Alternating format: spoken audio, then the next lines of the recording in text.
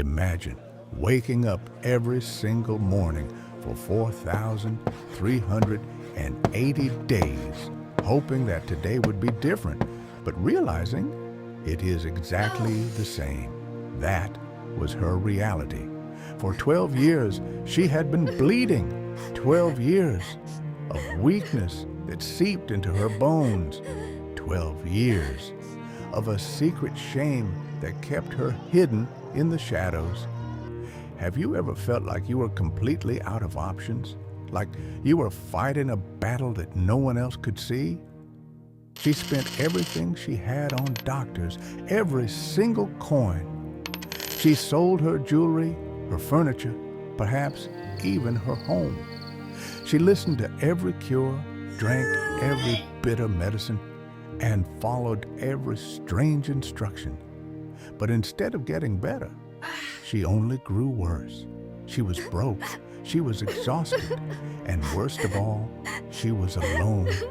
In those days, her condition made her socially unclean.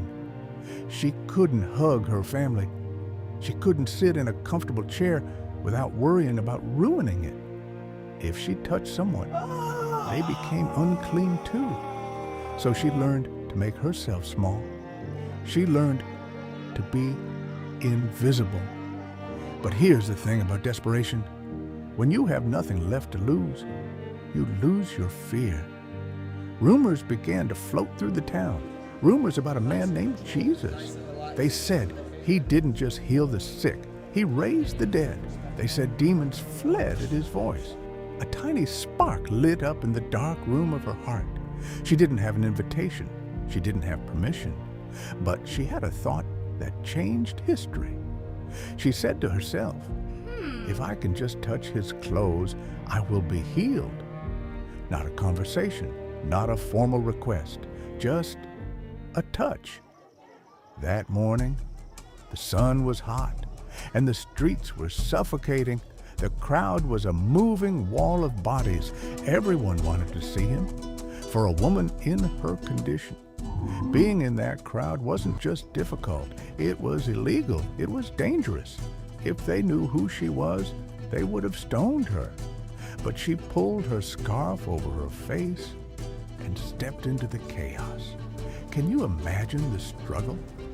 Weak from 12 years of blood loss, getting knocked around by strong men, breathing in the dust of hundreds of feet.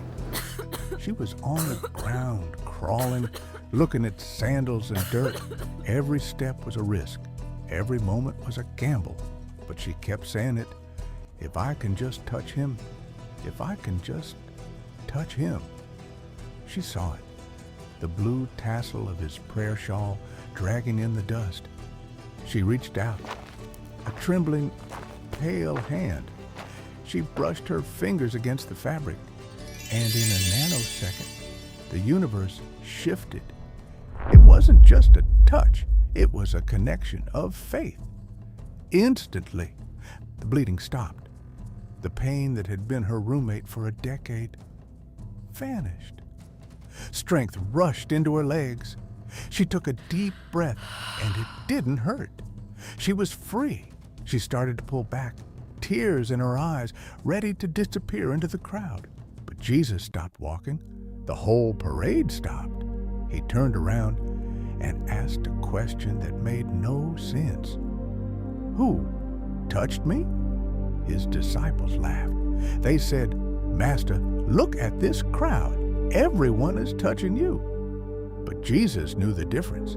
He knew the difference between an accidental bump and a desperate reach. He said, no, someone touched me. I felt power go out from me. The woman froze, her heart hammered in her chest. She had been caught. Trembling, she came forward. She fell at his feet in the dirt, and in front of the whole town, in front of the people who shunned her, she told the whole truth, the sickness, the poverty, the shame, the theft of the blessing. She waited for the rebuke. She waited for him to be angry that an unclean woman touched a holy man. But he didn't recoil. He looked at her with eyes full of tears, and love. And he said the one word she never expected to hear, daughter. He didn't call her woman. He didn't call her sinner. He called her daughter. Daughter, your faith has made you well. Go in peace. In that moment, he healed her body, but he also restored her soul. He gave her back her identity. She came for a cure, but she left with a father. And maybe that is what you need to know today.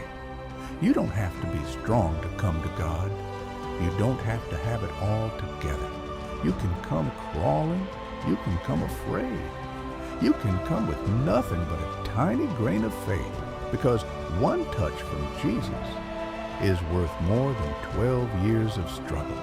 Reach out to him today. He is waiting to call you his child.